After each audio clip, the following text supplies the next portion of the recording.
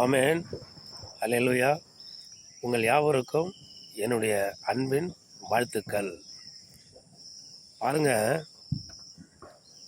இந்த வானம் நம்ம கண்ணறிட்டு பார்க்கும்போது வானம் நீல நிறத்தில் இருக்கும். மேகமே இல்லாத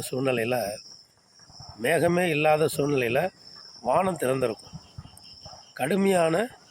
அந்த நேரத்தில் கடுமையான வெயில் இருக்கும். அப்படியாப்பட்ட கடுமையான வெயிலில் உழைக்கிறவங்க, வேலை செய்கிறவங்க, அவங்களுடைய சரீரத்தில் அந்த திறந்திருக்கிற வானத்திலிருந்து சூரியனிலேருந்து வருகிற வெப்பம், உஷ்ணம் அப்படியே தோலை கருக்கிடும். அந்த தோல் அந்த உஷ்ணம் தாங்க முடியாது. சரீரத்தில் வியர்வைகள் சட்டெல்லாம் நனைஞ்சு ஊற்றும். அதில் உழைப்பாங்க, கஷ்டப்படுவாங்க, வேலை செய்வாங்க. தாகம் எடுத்தாலும் தண்ணி குடிக்க முடியாது, அப்படி உழைப்பாங்க. கைகளினால் வேலை செய்ய முடியாது, கால்களில் நடக்க முடியாது, பாரம். ரொம்ப போராட்டமான வாழ்க்கை. பயங்கரமான வெயிலில் கஷ்டப்பட்டு இன்றைக்கும் வேலை செய்து கொண்டிருக்கிறார்கள்.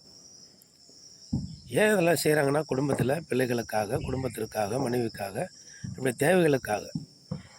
அப்படியேப்பட்ட கடுமையான வெயில் உஷ்ணத்தில் வேலை செய்கிற நேரத்தில் ஒரு கரு மேகம் தவழ்ந்து அப்படியே என்ன பண்ணுது, ஒரு கருமேகம் தவழ்ந்து அந்த வெயிலை முற்றிலுமாக மறைத்து ஒரு குளிர்ச்சியை உண்டாக்கி ஒரு தூறலாக தூறி ஒரு மழையை பெய்கிறது.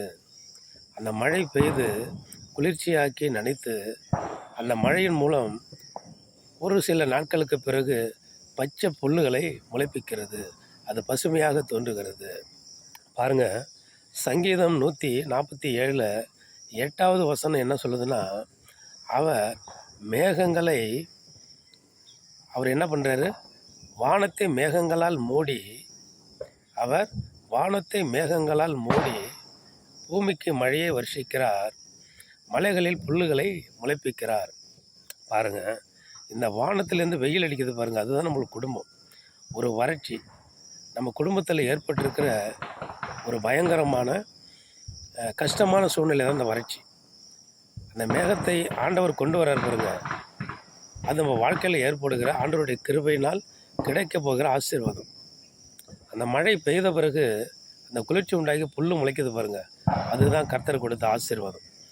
அது துளிர்த்து நம்ம குடும்பத்தில் தழித்து அது புல் முளைச்சி பச்சை பசேர்னு பசுமையாக இருக்கிற பொழுது நம்ம குடும்பம் ஆசீர்வதிக்கப்பட்டு விட்டது என்பதை கர்த்தர் உறுதிப்படுத்துவார். ஆமேன். அல்லேலூயா.